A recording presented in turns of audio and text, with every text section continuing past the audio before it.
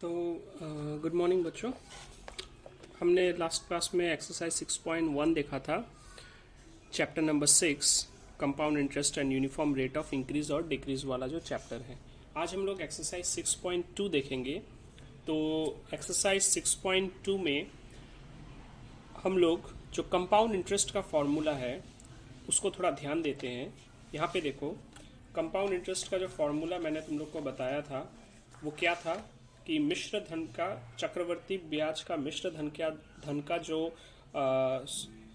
चक्रवर्ती ब्याज में जो मिश्र धन होता है उसका जो फॉर्मूला होता है ए बराबर क्या था, P into 1 plus R by 100 जहाँ पे पी प्रिंसिपल अमाउंट था, आर रेट था और एन जो था वो वर्ष था, समय। अब देखो चक्रवृद्धि ब्याज में क्या हो रहा है, वहां पे एक जो पैसे का अमाउंट है वो साल दर साल या महीने दर महीने बढ़ रहा था। कैसे? यूनिफॉर्म रेट में। एक जो फिक्स्ड इंटरेस्ट बैंक या कोई दे रहा था, उस फिक्स्ड इंटरेस्ट में वो यूनिफॉर्मली, मतलब एक समान रूप में, वो समान रेट में, समान रूप में वो पैसे का अमाउंट बढ़ रहा था। तो ये जो कंपाउंड इंटरेस्ट का फॉर्मूला है ये हमें समरूप वृद्धि का फॉर्मूले के रूप में भी इस्तेमाल कर सकते हैं, क्योंकि यहाँ पे जो अमाउंट का वृद्धि हो रहा है, जो संख्या का जो राशि का वृद्धि हो रहा है वो यूनिफॉर्मली हो रहा है, समरूप वे में हो रहा है। मतलब वहां पे कोई रेट में, दर में कोई चेंज नहीं हो रहा है। ऐसा नहीं हो रहा है कि कभी 2%, कभी 3%, कभी 4%। अगर 5% है तो एक निर्दिष्ट अंतराल के बाद 5% के रूप में ही हमें इंटरेस्ट मिल रहा है, प्लस इंटरेस्ट के ऊपर भी वही 5% के रूप में इंटरेस्ट मिल रहा है। तो हम लोग जो कंपाउंड इंटरेस्ट का फॉर्मूला है इसको इस्तेमाल कर सकते हैं समरूप वृद्धि को, समरूप वृद्धि का दर निकालने में, या समरूप वृद्धि के सूत्र के रूप में। उसी प्रकार अगर इस फॉर्मूले में प्लस के जगह पे मैं माइनस कर देता हूं, जैसे p into 1 minus R by 100 n, तो ये समरूप ह्रास को दर्शाएगा, अर्थात यूनिफॉर्म रेट ऑफ डिक्रीज को दिखाएगा। तो ये जो इंक्रीज और ये rate of uniform rate of decrease है, इन दो फॉर्मूले का इस्तेमाल हम लोग कहाँ करेंगे, ये हम लोग एक्सरसाइज 6.2 में देखेंगे। जहाँ पे कुछ प्रश्न ऐसा रहेगा जहाँ पे तुमको एक दर दे दिया जाएगा और ये बोल दिया जाएगा कि वास्तविक या आज के समय में कोई एक संख्या का मान इतना है, या कोई एक चीज़ का संख्या इतना है या मान इतना है, तो आज से 2 साल बाद अगर किसी एक निर्दिष्ट दर में परिवर्तन होता रहे तो उस चीज़ का संख्या कितना होगा। तो यहाँ पे हम लोग अगर वृद्धि बोला है तो यूनिफॉर्म रेट ऑफ इंक्रीज या समरूप वृद्धि का फॉर्मूला इस्तेमाल करेंगे। और अगर ये ऐसा बोला जाता है कि 2% के दर से कोई एक वस्तु कम हो रहा है तो 2 साल बाद उसमें कितना कमी आएगा, तब हम लोग क्या करेंगे, समरूप ह्रास का दर या यूनिफॉर्म रेट ऑफ डिक्रीज का इस्तेमाल करेंगे। अगर हम लोग सवाल देखते हैं तो ये चीज़ हमें और ज़्यादा अच्छे से क्लियर होगा। देखो यहाँ पे एक्सरसाइज 6.2 पेज नंबर 117, प्रश्न नंबर 3 क्या बोला है, अपने मोहल्ले के एक लेद कारखाने की मशीन का मूल्य प्रतिवर्ष 10% घटे तो यदि उस मशीन का वर्तमान मूल्य 1 लाख रुपए हो तो 3 वर्ष बाद उस मशीन का मूल्य कितना होगा। तो बोला है कि एक मशीन का मूल्य जो है, वर्तमान जो उसका रेट है वो है 1 लाख। हम लोग जानते हैं हर एक चीज़ खरीदने के बाद उसका जो वैल्यू है वो कम होता चला जाता है।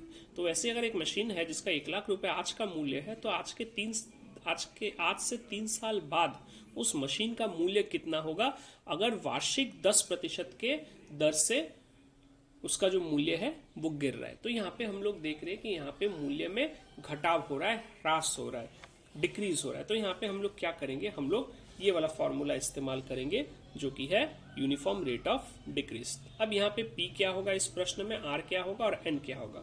तो P जो हम लोग कंपाउंड इंटरेस्ट में मूलधन को मान लेते थे, तो यहाँ पे वो जो मूलधन के जगह पे यहाँ पे P हो जाएगा मशीन का मूल्य, जो मशीन है उसका मूल्य हो जाएगा P। ठीक है, तो मशीन का मूल्य हो गया P, और जो दर है, रेट है, कौन सा दर, ये है ह्रास दर, मतलब जिस रेट पे उसका दर गिर रहा है वो है R इक्वल्स टू 10%। और जो वर्ष है, जो समय है, वो बोला गया कि 3 साल बाद उसका रेट कितना होगा। तो हम लोग लिखेंगे 3 वर्ष बाद मशीन का मूल्य होगा P into 1 minus R by 100 n। तो P हो गया 1 लाख, 1 माइनस रेट था 10 बाई 100 3, तो 0 0 यहाँ कट गया, 1/10 बचा, अर्थात एलसीएम करने पर 9 माइनस 10 का क्यूब। तो 3 बार हमने 9 इंटू 9 इंटू 9 एवं 10 इंटू 10 इंटू 10 कर दिया, क्योंकि क्यूब था तो 0 0 यहाँ कट गया, तो जो बचा वो है 72,900। तो 3 साल बाद जो मशीन आज जिसका मूल्य 1 लाख रुपए है, 3 साल बाद उसका मूल्य हो जाएगा 72,900, अगर जो ह्रास दर है, जो रेट ऑफ डिक्रीज है, वो अगर 10% वार्षिक हो। समझ में है? तो देखो यहाँ पे कंपाउंड इंटरेस्ट का ही फॉर्मूला है। इंक्रीज के लिए हम लोग रेट ऑफ इंक्रीज के लिए, यूनिफॉर्म रेट ऑफ इंक्रीज के लिए प्लस इस्तेमाल कर रहे हैं, और यूनिफॉर्म रेट ऑफ डिक्रीज के लिए 1 minus r/100 to the power into P कर रहे हैं। तो प्लस और माइनस यही का केवल फर्क है। तो ये समझ में आ गया होगा तुम लोग को। एक और प्रश्न देखते हैं, प्रश्न नंबर 7। तो देखते हैं प्रश्न नंबर 7 में क्या बोला है। प्रश्न नंबर 7 में बोला है पेड़ की ऊंचाई वार्षिक 20% दर से बढ़ती है। तो बोला एक पेड़ है जो 20% के दर से हर साल बढ़ती है। पेड़ का वर्तमान ऊंचाई है 28.8 मीटर। अभी जो उसका ऊंचाई है वो 28.8 मीटर है। तो 2 वर्ष पहले उसकी ऊंचाई कितनी थी ज्ञात करें। तो बोला 2 वर्ष पहले उसकी ऊंचाई हमें ज्ञात करना है। तो यहाँ पे एक चीज ध्यान रखो, वर्तमान मूल्य इतना है, 2 वर्ष पहले उसका ऊंचाई कितना था। हम लोग यहाँ पे ये नहीं करेंगे कि उसका रेट ऑफ 2 वर्ष पहले बोला है तो कम होगा, इसलिए rate of uniform rate of decrease का फॉर्मूला इस्तेमाल करेंगे। नहीं, ऐसा नहीं करेंगे, क्योंकि यहाँ पे हमें भविष्य में उसका जो हाइट है वो कितना कम होगा ये नहीं बोला है। बोला है कि पहले उसका हाइट कितना कम था, क्योंकि पेड़ है उसका हाइट तो घटेगा नहीं भविष्य में, लेकिन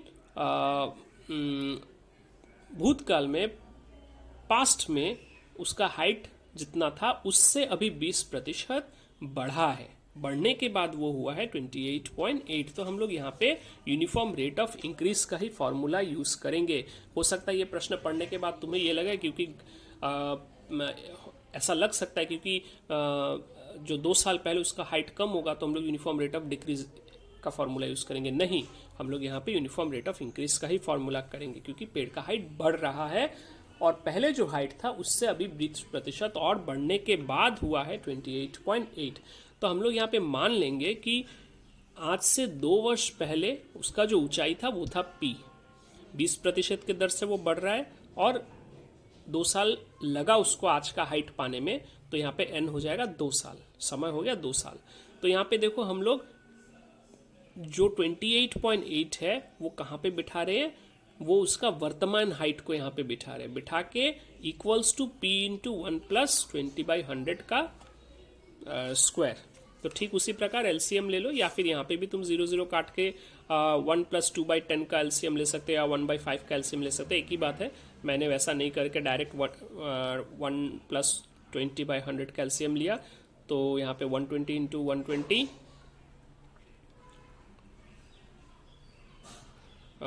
100 प्लस 20 120 हो गया। तो 120 इंटू 120 क्योंकि स्क्वायर था और नीचे 100 इंटू 100।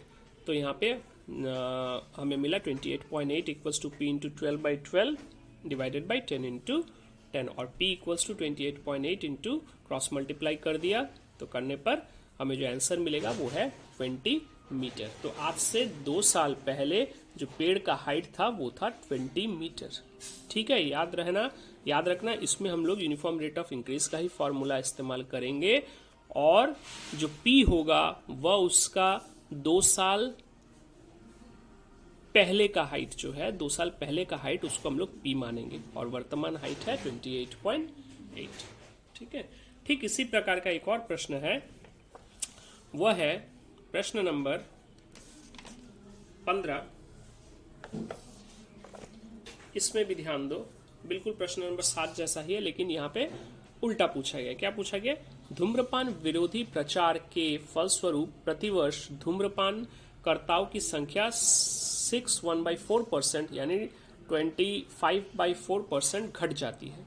वर्तमान समय में शहर में 33,750 लोग धूम्रपान करते हो, तो 3 वर्ष पूर्व उस शहर में कितने लोग धूम्रपान करते थे। अब देखो यहाँ पे बोला है 3 वर्ष पहले कितने लोग धूम्रपान करते थे वह पता कराओ, और आज का जो समय है उसमें उनका संख्या घट के कितना हो गया 33,715। अब याद करो क्वेश्चन नंबर 7 में क्या था, वहां पे पेड़ बढ़ रहा था, ठीक है, तो बढ़ रहा था वहां पे, इसलिए हम लोग कौन सा फॉर्मूला यूज किए, प्लस वाला फॉर्मूला।